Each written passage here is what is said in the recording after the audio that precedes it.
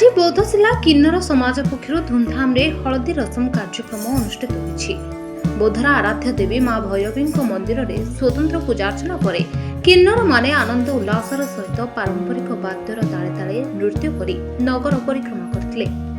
परे संध्यारे बौद्ध पौर कार्यालय निकट रे थिबा बन्या आश्रयस्थली ठारे बौद्ध जिला समेत पश्चिम ओडिशार विभिन्न अंचलरू आसिथिबा किन्नर माने हलदी रसम कार्यक्रम रे अंशग्रहण करथिले। एही प्रथा अनुसार नूतन किन्नरों समाज में सामिल परंपरा रही बेले समस्त किन्नरों समेत बौद्धर विभिन्न बस्तीर महिला माने एही हलदी रसम कार्यक्रम में अंशग्रहण करथिले। शेष में किन्नर माने परस्पर को हलदी लगाई शुभेच्छा जणाइबा सह समस्त मंगल कामना करथिले।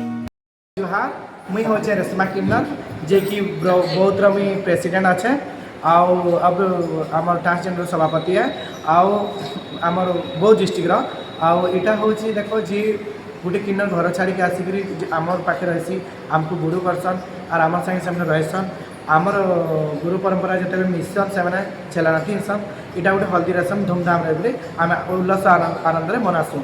आउ गोटे कथा जी किन खुशी है मत बहुत बढ़िया लगला एते सपोर्ट कले बहुत आनंद लगला आउ जेते भी जेन पश्चिम ओडिशार किन्नर माने आसिथिले भाई भौणी माने गुरु माने छेलानाथी माने समस्ते आसिथिले अन्य डिस्ट्रिक्ट रो आसिथिले से माने धूम एंजॉय कले बहुत मस्ती कले आउ आमे तो एबे बन्यास्थली रो सीधा पूरा आमे गलो भैरवी मंदिर तक प्रशासन रे।